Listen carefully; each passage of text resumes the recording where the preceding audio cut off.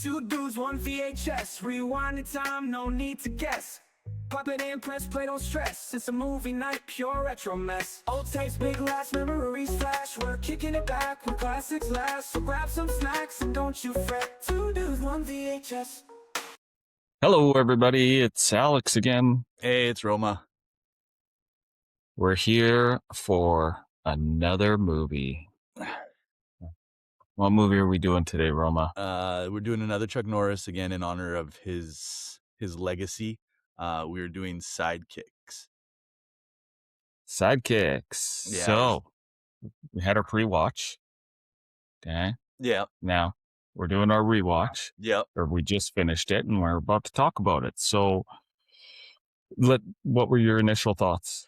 Again, I remember this as a child. Not a lot I remember from as a child, but rewatching it brought back a lot of the memories.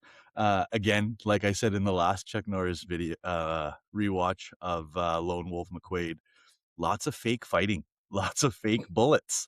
And I know you're gonna say it again that it's not fake bullets, but it was very noticeable this time around. Very, very noticeable. A lot of the actors I remember, Noreen Chan, I think her name is, hold on, it was Julia Nixon. Remember her from Rambo. That's where I remember her from. And then Mako, he was, like the Mr. Miyagi of the entire movie. So it was funny at some moments and cheesy in other moments, but it was Right. good movie. I watched it with the kids and like my daughter. I was trying to tell her that Jonathan and Danica, so Wendy Cooper and the kid from Neverending Story, I'm like, those were the heartthrobs of teenagers back then. And my daughter's like, you guys had really bad taste. I had such a crush on Winnie. Oh, God. Wendy Cooper, yeah. I had a crush. Did you say Wendy? Yeah. Winnie, whatever. Wendy, same shit. Wendy. No, Wendy is the redhead with the braids at the burger place. This is completely different. Whatever. Yes, you're right. We had a crush on her. That is true. It was Winnie was amazing. Yeah. But yeah, she's probably right. There was lack of option. It's not like now where everybody's a celebrity. Right. Anybody can be on TV. Right. There was limited television shows, less television shows, less movies than there are now. Right. So yeah, of course. It's like options. Now every month. Well, it is every month a new movie's coming out, whereas back then it was like every 3 to 6 months a new movie was coming out, right? Well, we get at least more than 10 movies that get released monthly. Yeah, now, at least. Not all of them are blockbuster hits that everybody's looking forward to, but they're still coming out. Right. The other thing that I remember is like all of his daydreams, right? And I was trying to pinpoint which movies it was from the Chuck Norris era before 1992, and for the life of me, the only one I can recall from all the daydreams was the Delta Force scene, and that was it. Okay. The other ones I was like, well, I'm not sure what these ones are. So they picked from Delta Force and Missing in Action. Missing in mostly, Action. He was Braddock. Well, and then there was the homage to Lone Wolf McQuade, but it was more of the Western side, right? So it was kind of confusing because it's like, it's the Sheriff Lone Wolf and Lone Wolf Jr. And I was like, it wasn't held in the Westerns. What is this? We'll get to those once we get to them. Yeah. But yeah, those are all great. So anyways, I want to mention to anybody listening, if I sound a little different, I'm using a headset. One of my kids is having a sleepover in my man cave. So I'm in our bonus room. The sound here is different. It's echoing, I'm sure. My apologies. I'll be back to normal next time. So Sidekicks, 1992. Yep. Not our newest movie because we had The Proposal. I said I was sorry. But yeah, so this was directed by Aaron Norris, which is Chuck's brother. I looked into what else he directed. He did Missing in Action, Delta Force 2, Ant-Man. He did Ant-Man? Yeah. I No, was like, he okay, didn't. cool, pretty cool. All right. Okay. Okay. Written by, you know what? Written by, I looked into both of these people, and one of them only wrote this, the other one wrote two things. I was like, not even gonna, I don't want to not acknowledge them, but they're pointless. I'm sorry. It's just, I moved on real quick. I didn't bother typing. Obviously, it's starring Chuck Norris, who we Yeah. talked about previously when we did Lone Wolf. There's no point going into his history again. Who we do have in this one is Jonathan Brandis, who I remember from Ladybugs, the soccer Ladybugs. movie where he dresses up as a girl, Yep. which can't be done now, and Sequest. I don't remember. Do you remember Sequest. Sequest? No. Oh, it was great. It was No. so bad, but it was so good. It was kind of like Star Trek, but not in the future. It's like the sea. There's a dolphin in a tube, that kind of like a hamster in a tube. Oh God. Yeah, no, the only thing I remember him in was, again, this movie, Never Ending Story and Ladybugs. That was it. Or Never Ending Story 2. Not the first one. The first one, let's separate those two. So unfortunately, he did die in 2003. Right. Very sad. Mako, you already mentioned. Yep. So for me, Mako was the Conan movies. He was Yep. the wizard in that. And Avatar, he was Uncle Iroh in the first few seasons. He did like a lot of voice acting too, because I think he also did like Teenage Mutant Ninja Turtles and yeah, he was Splinter in one of those incarnations. Yeah, he was in Samurai Jack. I don't know if you've ever watched Samurai Jack. Nah, no, I wasn't interested. No. Beau Bridges, so that is the dad in the movie.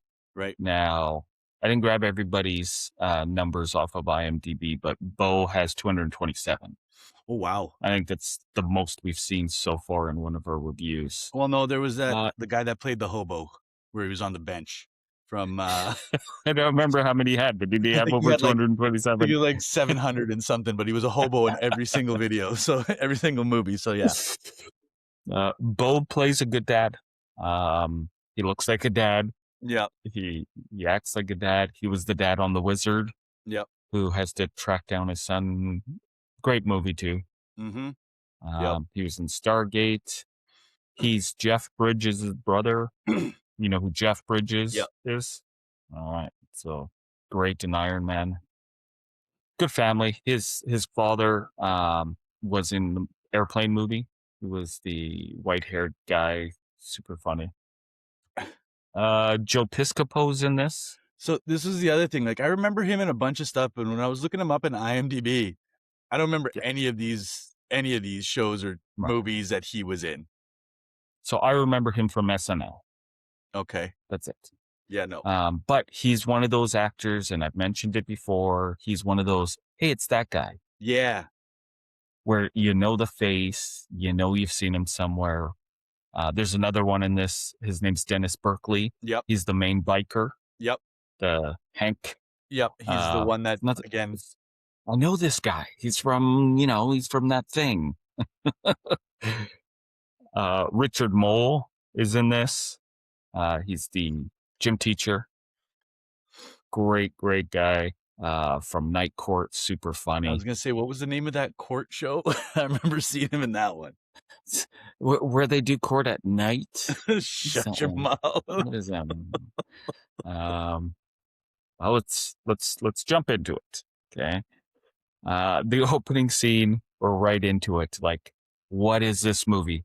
What is going on? We're in Japan. Like, it looks like ancient Japan. Yeah. It's all dark. There's a hooded figure walking around. It's so intense. And then we see this woman tied up. You know, a bunch of people all kneeling around.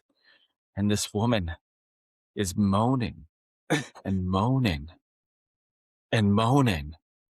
And I'm like, I don't know if I noticed it before. I might have, because I watched this like last year, but like, what is the deal with all these sex noises? Well, right now? I was watching it, and again, like I watched it on Tubi because it was free on Tubi or whatever, right? And I'm watching it, and I got the kids sitting on the couch, and I'm hearing this, and I'm like, are they playing the right video?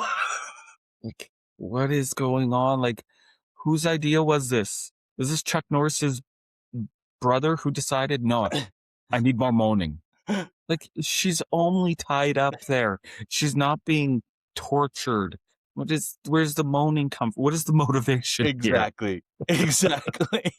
The other thing Honestly, what's that? The other thing I do want to mention from the Chuck Norris movie that we watched, Lone Wolf McQuade, the PowerPoint presentation credits, this one was an Right. upgrade. This was Yeah, it was yeah, it was still a PowerPoint presentation, but they actually used better visual effects where like it faded in and faded out. Sure. The last thing I'm going to mention about these sex noises this woman was making is that if I were watching this as a child in my bedroom, where I did have a TV and a VCR, I know that those sounds would cause my mom to panic. There's no way in hell my mom wouldn't come running and barging into the room to see what I was watching. There's no way. Yeah. Like, what the hell, man? Like, it was so uncomfortable. I'm so glad. Like, well, I watched it with the wife, and she didn't bring it up or anything, but I was just like, this is weird. Then finally, like, let's break something up here. We see this white ninja appear, fully covered, all in white. So obviously we know white ninja's good, the black dress ninja's bad. Yeah. So we know this is a hero. And right away, the ninja speaks to the woman. That's Chuck Norris. Yeah. Okay. Right Whether it's him in the suit or not, I don't know, but it's Chuck Norris. Okay. Shortly after, this one ninja gets outnumbered by, like, I don't know how many other ninjas. I want to say it was were, like 20 or 30 of them. I thought there was so much more. He was doing so well, knocking everybody back, and then he finally got a bit overwhelmed. And we get a second one. And it's clearly a kid. So, I don't remember again what I thought when I first watched this. I don't have that memory. Yeah. But I must have been like, sweet, like it's a kid ninja. Yeah. Finally, like, because all the movies are always adults, right? Exactly. All the action movies were always adults. You're right. Yeah. And like, when we grew up, ninja movies were a thing. As he's coming in, were the 20 backflips necessary? Absolutely. Like I'm saying like 3 to 4 would have sufficed, but like it was over exaggerated backflips throughout the entirety of that opening scene for him, right? Like I don't know, it was like overly choreographed, let's just say at this point. Yeah, it was great. It was great. But again, when you're watching the fight scenes, like, so again, I was watching with the kids, my son was watching it and he's like, you could totally tell they're not hitting each other. And I'm like, be quiet and watch the movie. Yeah. Go to your room. See, it's much like with the bullets from our last movie. But you were that kid. We'll get to that again in this as we're going through. So we realize that this is Barry and he's having a daydream because as he's speaking in his dream, he's also speaking in real life in the middle of class, to which everybody's staring at him and laughing at him. Now, I've dreamt, but I've never verbalized anything from dream to real life. I don't know. So this was brought up while we were watching this, and like both of them are like, "Is he psychotic? Like, should he not be in a insane asylum? Because I don't know anybody that actually physically daydreams and acts on their daydreams while they're awake. So wouldn't that make him like a psychopath?" And I'm like, "Can you guys just watch the movie? We'll talk about it later." I will ask what we also don't know after. Well, another thing we don't know is, so clearly he was talking the dream out. Yeah. Did he talk the whole dream out? Or was it just that last line? I'm going to assume it was the entirety because everybody was just sitting there staring at him. And it looked like they were staring at him for a real long time, including Winnie. Winnie was staring at him the entire time as well. And for her to pipe up and be like, "Stop making fun of him, guys." Like, listen, you were watching the exact same thing as everybody else. He's a little crazy. Just a little. Yeah. Yeah. Somebody, like, I'm also assuming he was talking the whole time and everybody just sat there watching.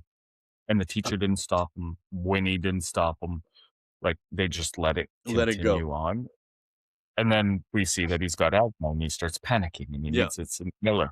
And this is the biggest inhaler I've ever seen in my life. Well, that's what that's what my kids said too. And I'm like, you got to realize technology has advanced quite a bit since 1992. So that probably was how the inhalers were when they first came out. Probably. Yeah. I had never seen one. I didn't have many friends. So I don't know if any of them had it.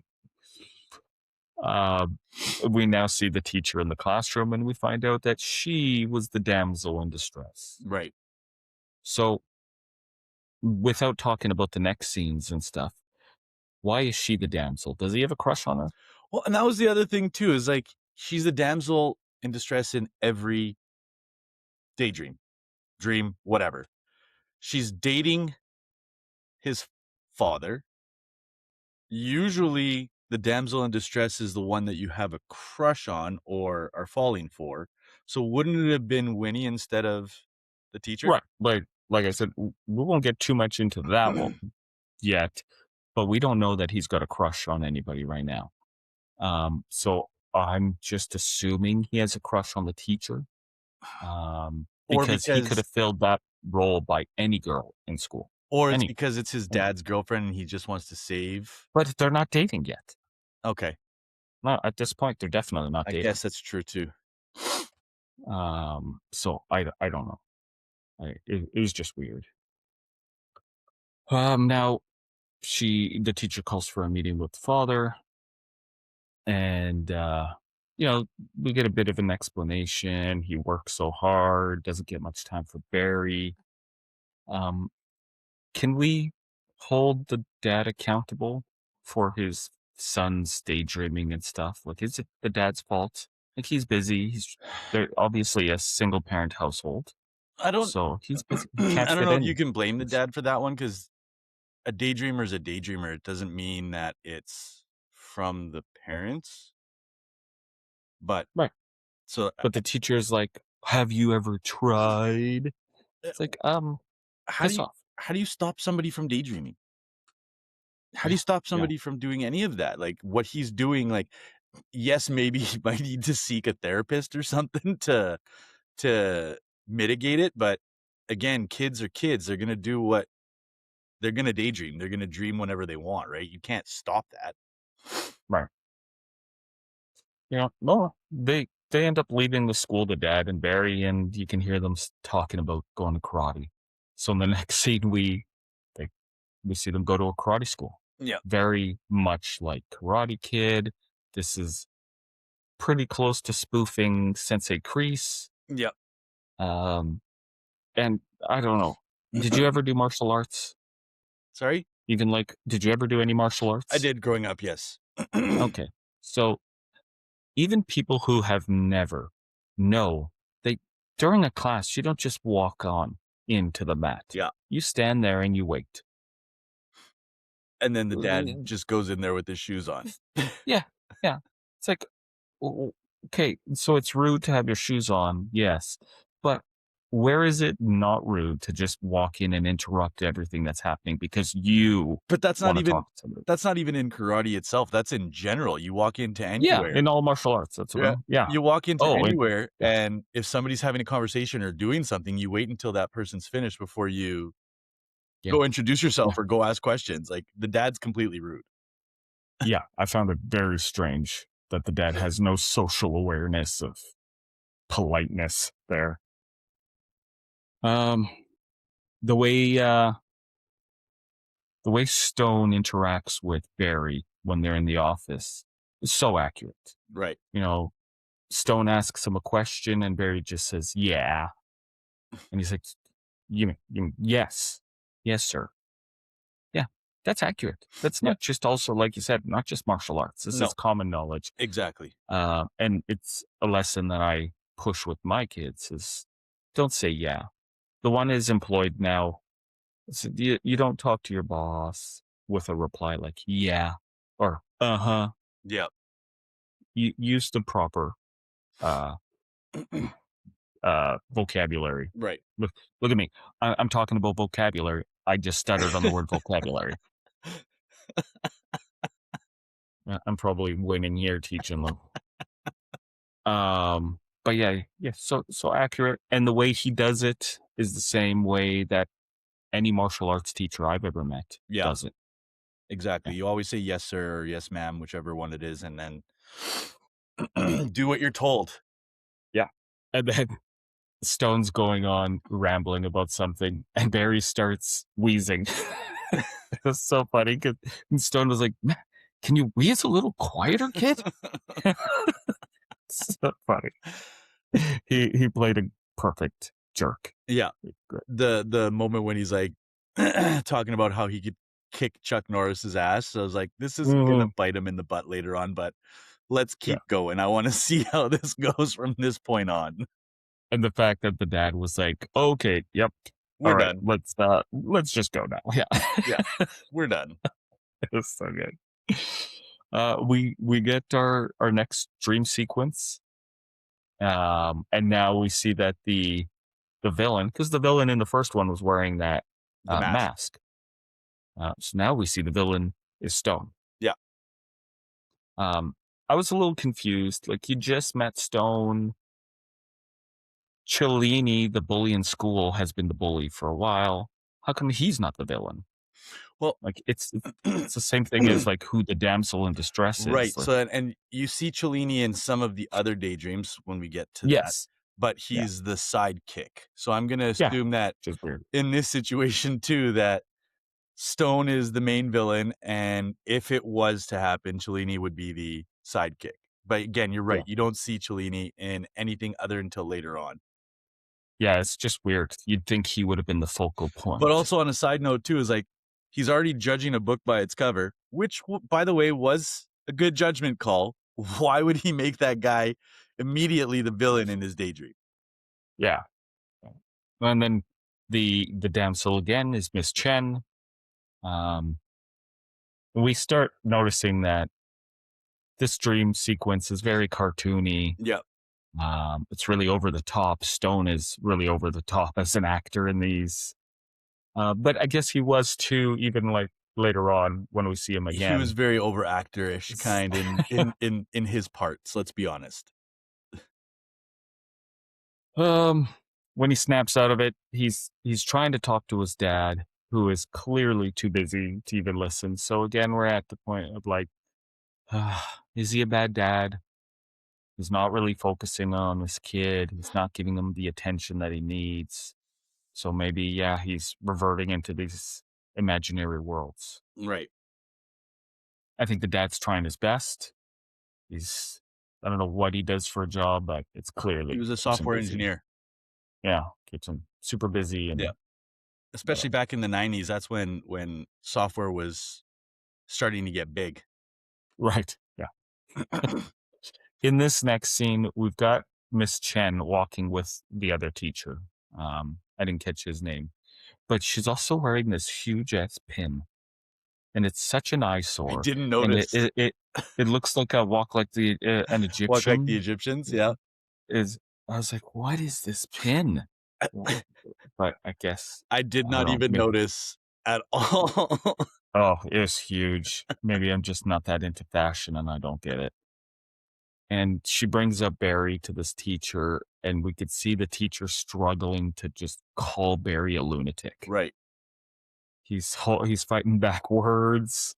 So I'm assuming every teacher at school thinks Barry's a moron, Well, it's kinda except for Miss Chen. heartbreaking too, is because all the students thinks he's a loser, Right. and then all the teachers think he's a loser too, like, he's not even worth their time to try and help him succeed at all, like, they literally just throw him on the back burner. I'm like, "Dude, like, he's one kid, like, why are you guys just throwing him away?"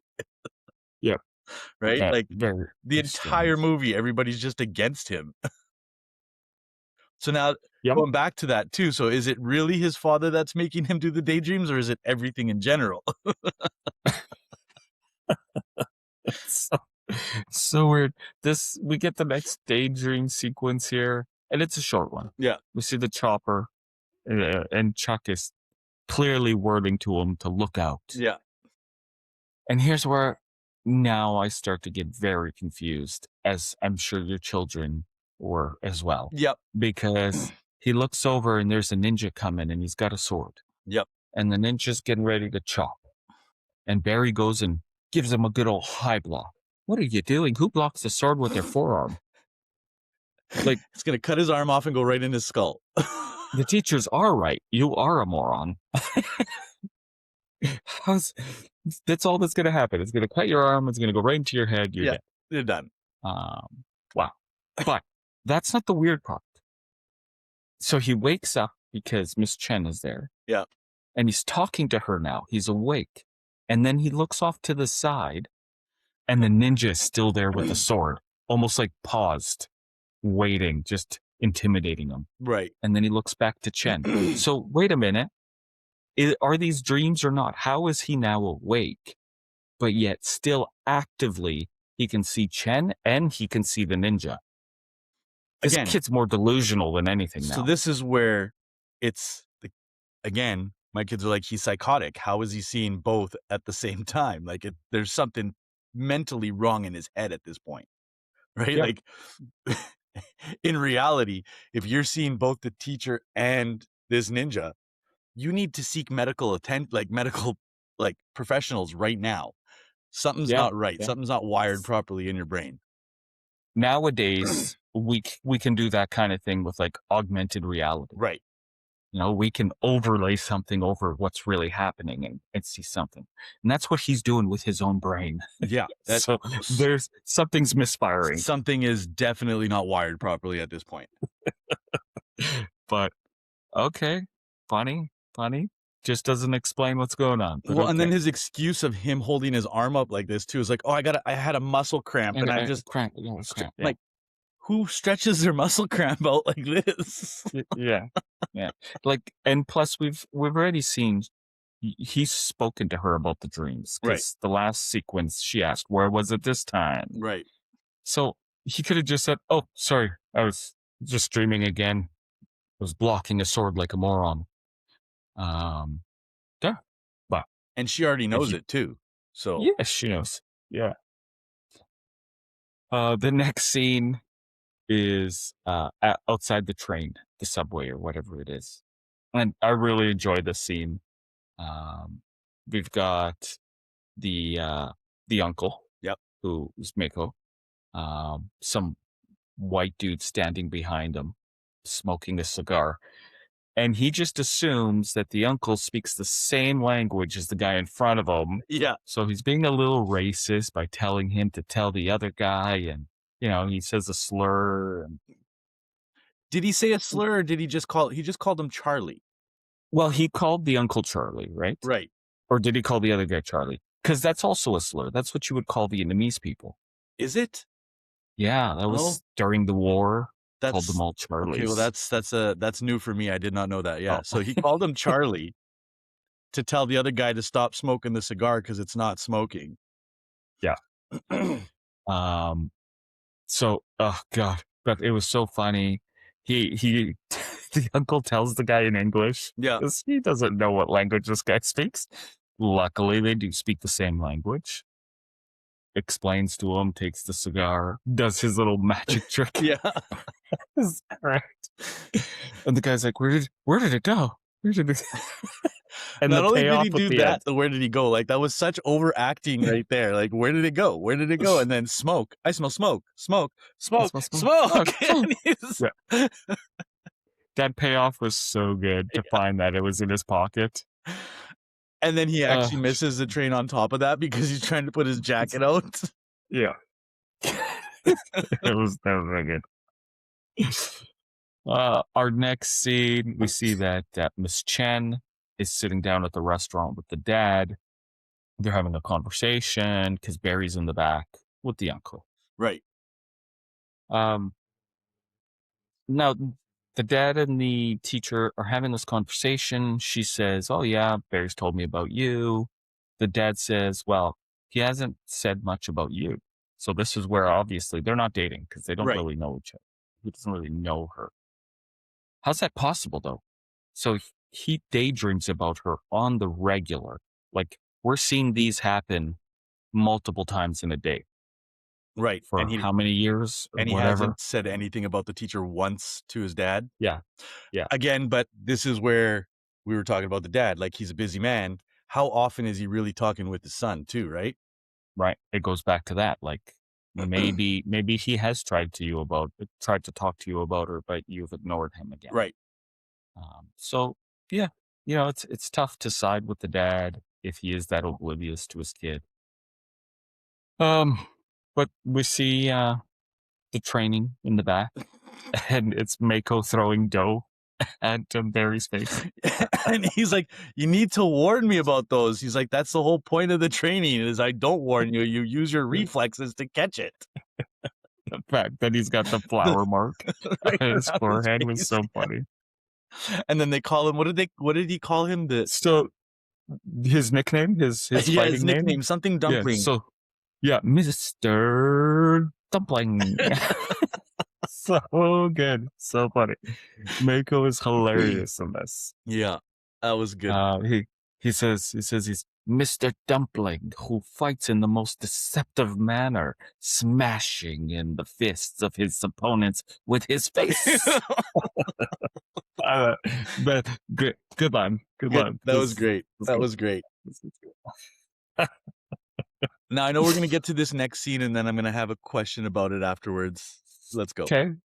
Well, he also, so Mako said he grabs that bottle of whatever it is, whiskey or something, Right. and he says, first lesson, this is a thief. Never compromise to a thief. Right. So is he telling him don't start drinking? Yeah. When I heard that, that actually did make sense. It's a thief of your mental strength, right? So alcohol will deceive your mind, deceive your body, deceive everything. So I think that's what the lesson was don't use alcohol to manipulate your body. Okay. Which is a great lesson. Yeah. But is it relevant here? Like, does Barry have a drinking problem that we're unaware of? Well, what stirred this conversation? I want to say that it was just a lesson for him to learn, but you're right. It came off as though that Barry is a 16-year-old kid that drinks a lot. Yeah. It's like if Mr. Miyagi told Daniel-san to stay away from the sauce as well. Yeah. Like, it's irrelevant. He wasn't drinking in the first place. Yeah, exactly. It's irrelevant, but I'm assuming that it's just his first lesson to basically let him know, like, you're at that age where you're probably going to go to parties and stuff like that. Don't drink. Okay. That's my opinion on it. But it was odd. It was odd. Mako also asks him, and this was funny to me because it says, "How far is school?" And Barry replies in time. Yeah. Not distance. He says, "Not how long, how far." Wait a minute, I do that all the time. Yeah, we all. When somebody says, "How far is it?" It's 15 minutes It's away. about a 15-minute drive and maybe 30-minute walk. Isn't that a normal thing? Like, are we actually supposed to be like, "Oh, it's 22 kilometers"? Because to me, that's irrelevant. It's irrelevant. Are you walking? Are you biking? Are you driving? Yeah. I would be answering the same way too. It would be like 5-minute drive. So whatever. Okay. At this point too, you realize how helicopter parent the dad is too, because his dad drives him everywhere, whether it's a 2-minute walk or a 10-minute walk. So it's like, it also shows that the dad does care, but he's also too caring at this point, because I didn't really focus in on that because I have no idea. Maybe it's on the way to school or on the way to work. Right. It's like right on the way, so might as well come. Maybe it's Barry who says, "You know what, Dad, I just can't walk. My asthma's too tough. Too bad. You have to drive." That's true too. So I don't know. You were going to mention something. Is it about this scene in the restaurant or the bikers? Oh, okay. No. Yeah. It's the bikers. It's the bikers. Okay. yeah. So then the next part is we see Miss Chen coming in, saying there's a problem. We got all those drunk bikers, and it's great. That Hank, the main one, Yeah. breathing on the dad. And it's So funny. emphasizing on the, hey, how are ya? Yeah. My name is Hank. It's short for Henry. So good. So what is it you wanted to point out about this scene? We see the scene of the girl and the dad talking, right? All the chairs are all up already. Okay. So in my head, the business is closed. Mhm. That means the doors should be locked because the business is closed, right? Right. How the hell did the bikers get in? Yeah, well, but so we know it's closed because this is a behind the scenes training lesson. He's Right. prepping obviously for the next day. But maybe when they did walk in, they just didn't lock the door. Maybe they had, the closed sign was up and they just thought, nobody's going to show up. It's like 11 p.m. It's just odd because like the whole place was already ready to be done. Like they were just doing some like, again, training session and cleaning, and that was about it, right? Like, how the hell did these bikers get in if the business is closed? Like, did they break in? Or maybe they did knock on the door and Miss Chen went to the door to tell them, it was just, hi, we're closed. it's just odd how they all were in there and there was no segue of how they got in. That's just it. That's all. It's like, this is stupid plot hole right here. Did you notice, like when it pans around the table and shows all the bikers, did you notice anybody familiar in the only one that was gang? familiar to me was Hank. That was it. The other ones I did not. So biker number 5 Okay. is his credit. Okay. It's Chuck Norris's son. Oh, is it? His name's Eric. Now, I always thought, like, I never looked it up until today. I always thought it was Chuck Norris because he looks so much like Chuck. Oh, really? I thought, oh, wow. Did they maybe just color his beard a little bit and, pull back his hair and have him cameo in his own movie? Because that's a very Chuck Norris thing to do. Right. But it was he's even in his own movies. Yeah, but it was his son. So apparently, and he's been in a ton of stuff, usually as a stunt guy.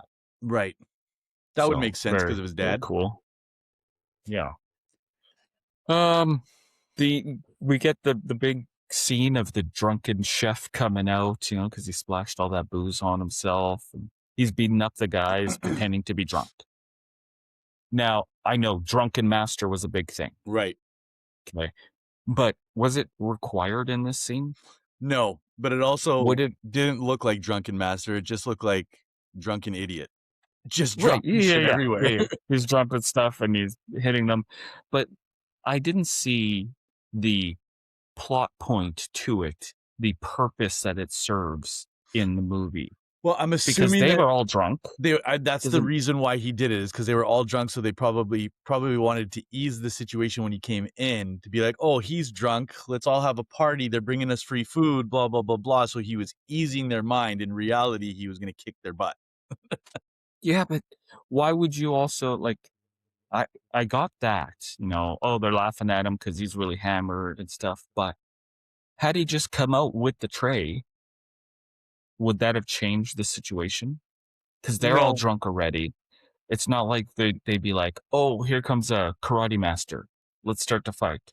No, they just assume, here comes the old man with the food.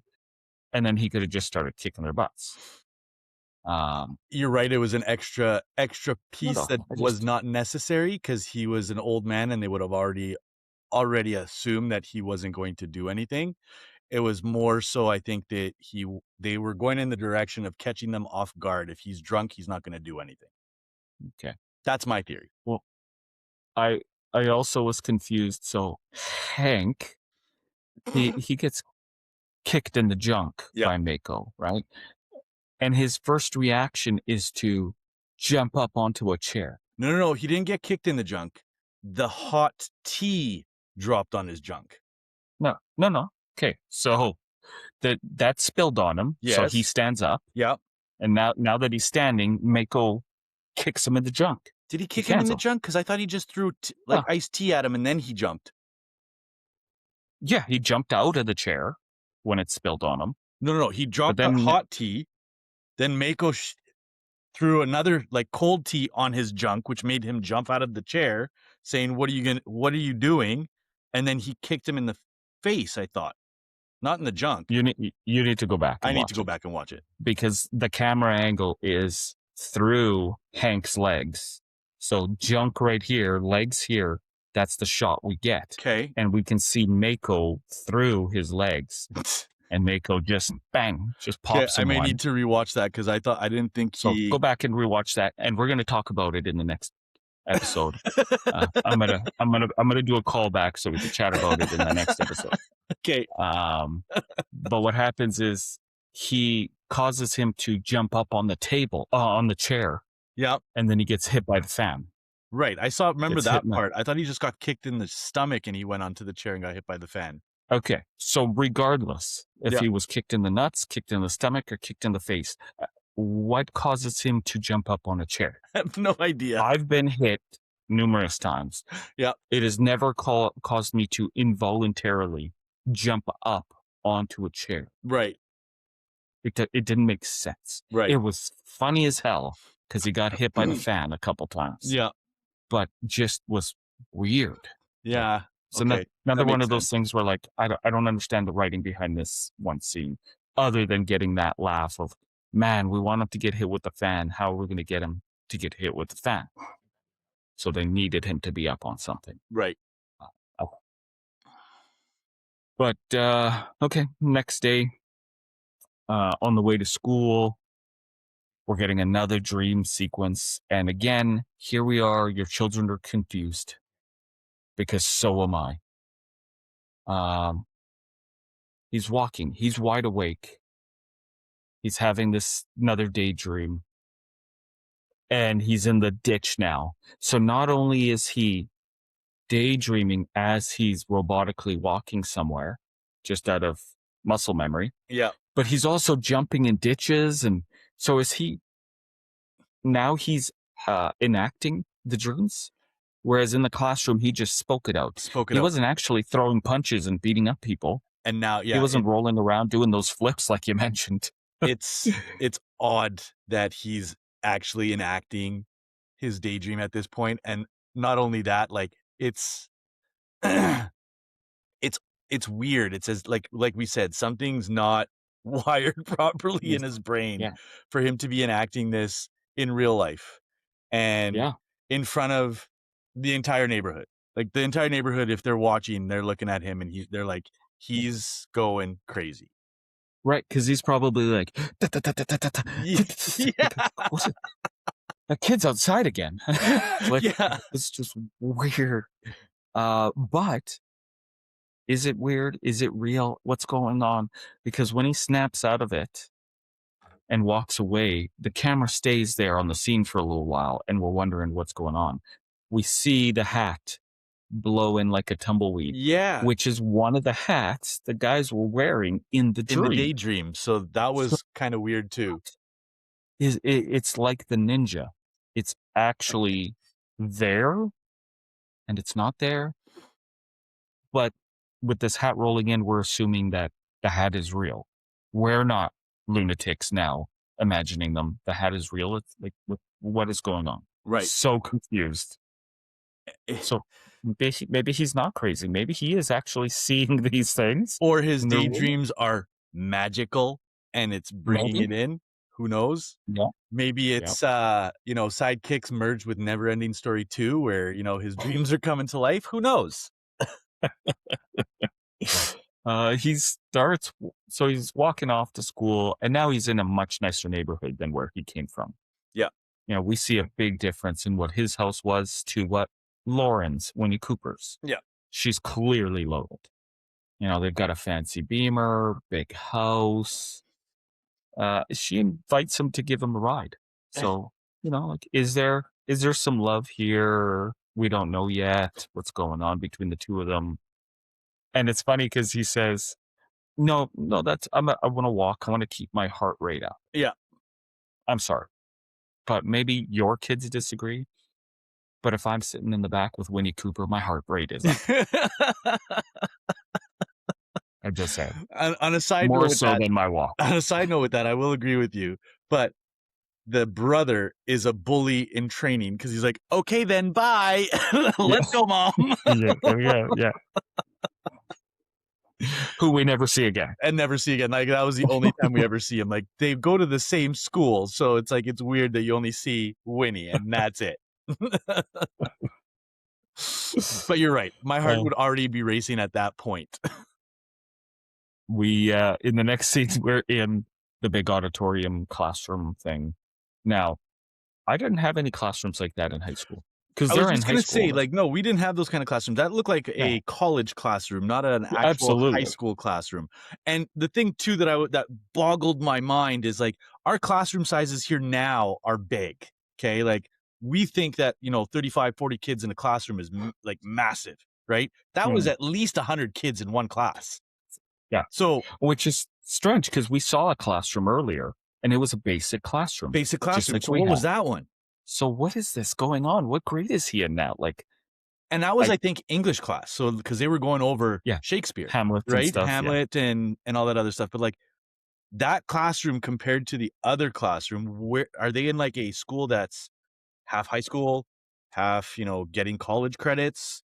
It was odd. Yeah, it screamed college class. Yeah. So I was very confused by it. But we get to meet Cellini for the first time. Yeah. The bully. And this is the teacher that made fun of Barry earlier with Miss Chen. Yeah. But the fact that the teacher, and this is what makes it 90s, is the teacher's mocking the students. Yes. Mocking Cellini, mocking Barry. You can't do that now. No, not at all. So it was just very 90s of this movie. And then the fact that Cellini didn't have the answers. He's too dumb to know what's going on. But Lauren whispers the answer over to Barry, making him look so good, pissing off Cellini. Yeah. I thought that was great. It was a good scene. It was a great scene because it showed that Winnie actually had some feelings for Barry. Yeah, for Barry, yeah. We don't know yet what kind. But it showed some feelings. Yeah. Very funny. And Cellini's just fuming. Cellini doesn't look like a typical bully in a high school movie based on this other stuff that we've seen, right? Like he does look like he's supposed to be the good kid, not the bad guy. Well, it's tough because Barry's a good-looking kid, despite what your kids say. He's got the cool hair that I never had. Right. I'm sure you never had that cool part in the middle, long flowing hair. Nope. My cousin has that hair. My cousin got that hair, and I was always super jealous of it. So he doesn't look like the typical kid that would be getting bullied. Right. Now, sure, the daydreaming and the asthma, those are prime things to pick on. I get it. But for me, the bully, he seemed like he came from a upper class family. He's probably got a fancy car parked outside. Maybe a jock, maybe not. But I felt, this guy could be a bully. Yeah. At least when I was in school, everybody was a bully. So it's all them against me. I'm very sensitive about it. The next scene, we get to see the locker room. Yes. So Barry gets tripped and pushed. Very, very dramatic scene. He wants to kill him, blah, blah, blah. Yeah. He takes his magazine and rips it. And then, Barry's so distraught over this ripped magazine. Like, dude, grow up. Like, this is why you're getting bullied now. Like, but he has like I want to say he has like a man crush on Chuck Norris. Yeah, get over it. Pick up your magazine, tape it up, get on with your life. Yeah, I guess. But if you love something or enjoy something very much, wouldn't you also be butthurt if somebody broke something of yours? Yeah, I don't know. I had tons of magazines, I'm not and talking about yeah, magazines sure, that they're because you got to remember back no, then but that's magazines would be the main thing, but we have other things now that we yeah, but we consider prized possessions. If somebody wrecked one of your prized possessions, would you not be butthurt? yeah, but we're reviewing the '90s. This is the whole point. Is I that guess we're so. looking at the '90s. It's a magazine, man. Go to the 7-Eleven or wherever and just buy another one. I guess it's true too. Maybe it's a super old issue. Magazine. Yeah. Maybe they don't have it in stock anymore, and there's no Amazon to get a new one. Fine, okay, but like, dude, just God, get over it. This is why you And get bullied. it's not like he ripped out like he could have ripped out page after page after Page. page. Now your magazine's ruined. Yeah. But he just ripped the cover. Right. Like sure, it ripped through Chuck Norris's face, but it's just the cover. Your magazine still works. Right. I know. I felt like it's too much, Barry. Settle down, Barry Warry. Barry Warry.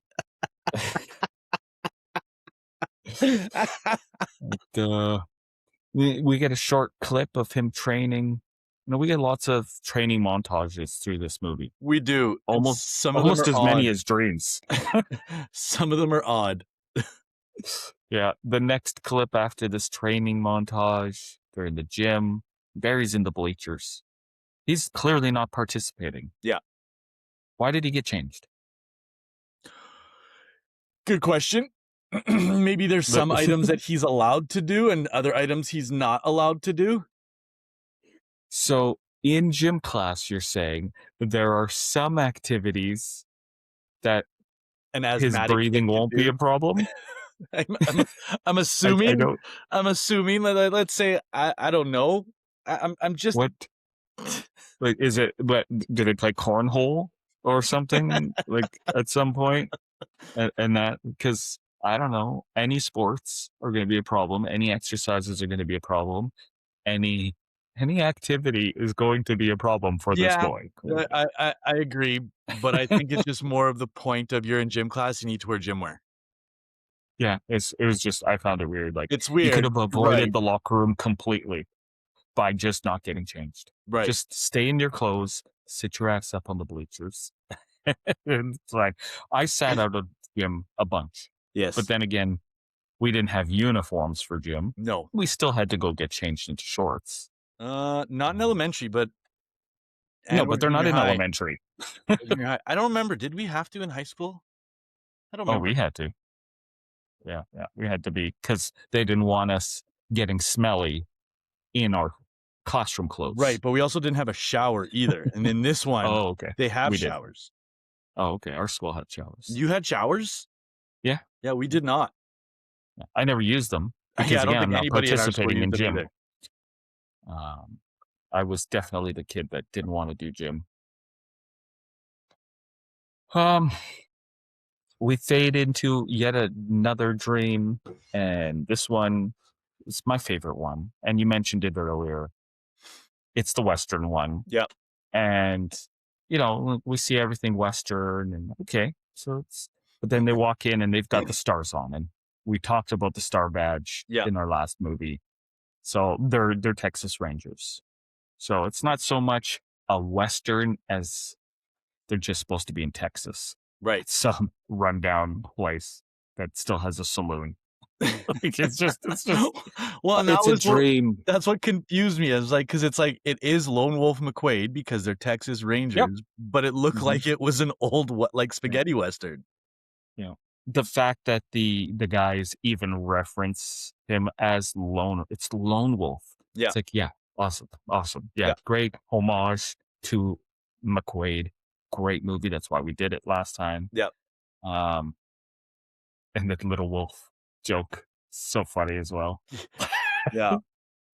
And the fact that Barry, can I get a milk? My son was exactly like, are they drinking milk in a shot glass? I'm like, yes, they are.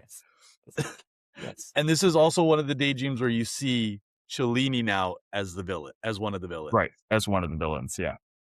And I did find it funny that they went with milk because we haven't done it yet, but in Back to the Future 2, Yep.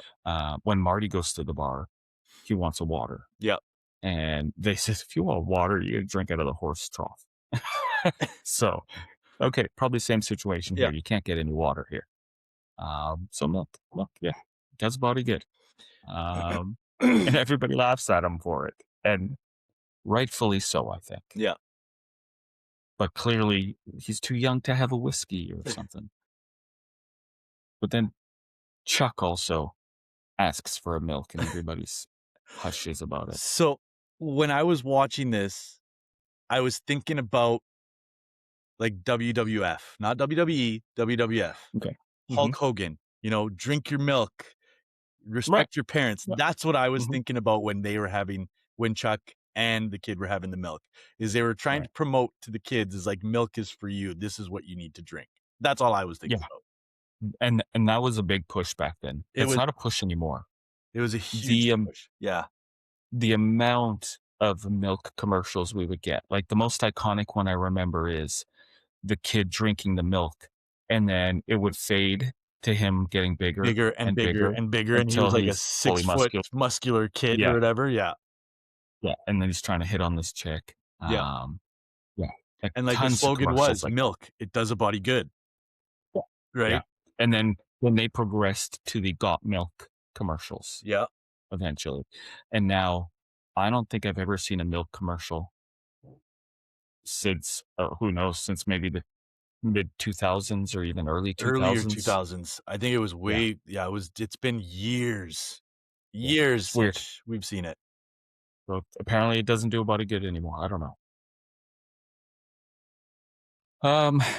In the crowd, so Stone is sitting there. He's the main bad guy again in this one. And Miss Chen is cleaning up the floor, and he grabs her and he tries to molest her. Right. So now, obviously, it's time for a duel between Stone and Little Wolf. Yep. And it's so funny because, you think Western, they're going to go outside and take 10 paces and turn around and shoot. But no, they're having their duel in the saloon. Yeah. This far away from each other. Like you guys are like, when you pull your gun out and we see it, it's right in your chest. Yep. There's no spacing. But okay. And the whole duel scene, it was just funny because Barry kept slapping him. He would pull out his gun, put it back in his holster, and then smack. So good. The slap wasn't necessary, but it was comedic. Yeah. The quick draw, you win. Okay, even if he just said bang, it probably would have been funny. But man, putting it away, slapping him, and then going again, and again. Like, how many tries are there going to be? Like, as a kid, I used to try that. Flip this way, flip that way, and then put it in a holster. Yeah. I still do. I was never good at it. I couldn't do it. I play with like a Nerf gun with one of my son's Nerf guns, and I'm like, and I try to pretend that I'm putting it in a holster. Yeah, it never works. So good. We snap out of the stream because he gets hit in the head by a ball. Yeah, and then the coach, the phys ed teacher, screaming right in his face, and that's what this actor does best. Yeah. That up close screaming. He's your drill sergeant. He's such a loud guy that it's just great. He's very intimidating because he's super tall.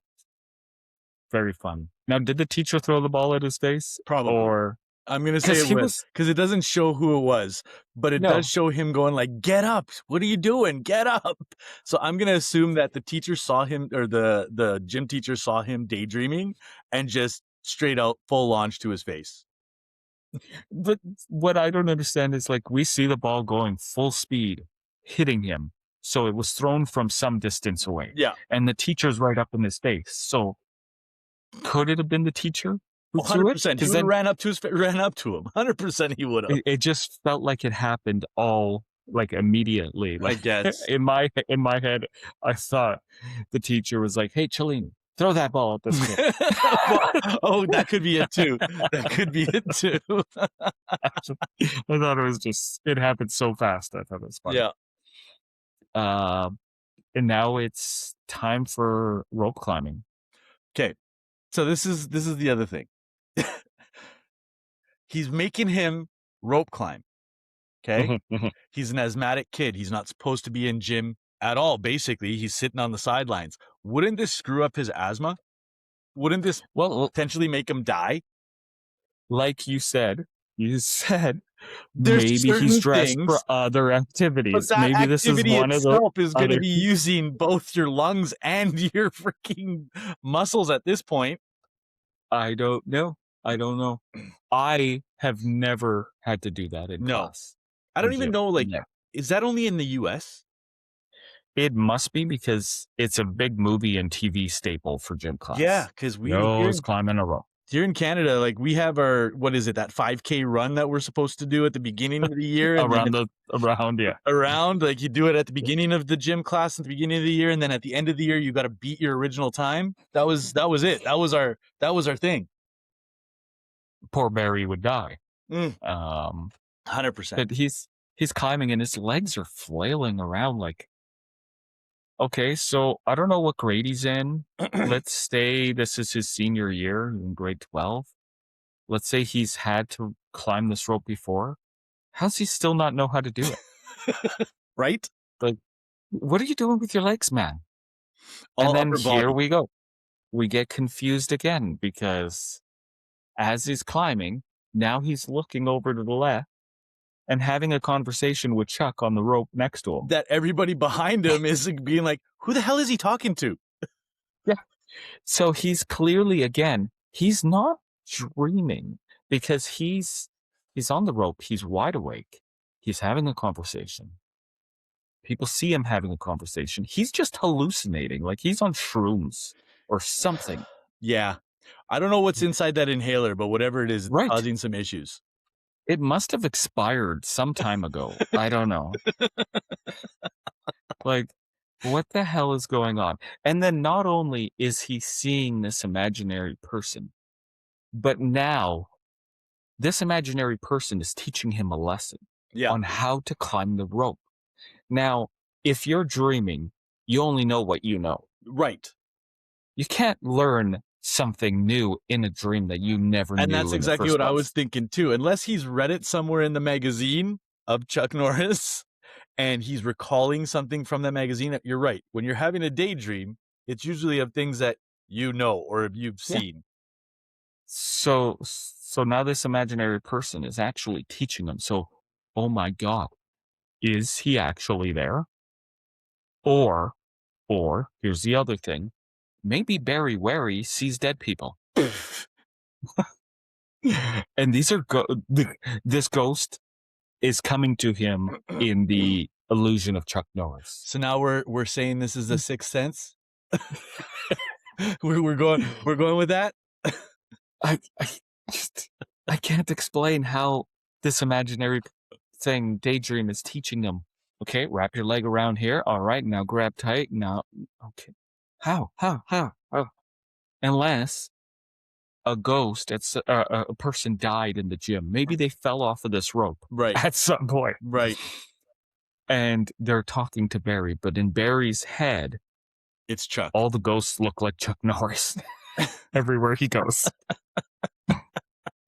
I don't know. It's a good theory. I don't know. But all right, guys, this is apparently another great movie. We're taking a long time to talk about this. Roma won't shut up. It's always my fault. Always my fault. So we're going to split this one. Throw you half of it for now, and you'll have to wait for the other half next week. Right. We're trying to make our listeners not have to listen to us bitch and complain for longer than an hour and a bit. So we're going to split this up. It's a bit much. Yeah. Okay. Well, thanks again, guys. Stay tuned for part 2 if you're enjoying the first part. Exactly. See you later, guys. Thanks for watching 2 Dudes, 1 VHS. If you enjoyed this video, don't forget to like, subscribe, and hit that notification bell so you never miss an upload. Follow Roma and Alex on Instagram for behind-the-scenes content, and catch the full experience on Spotify too. See you on the next one!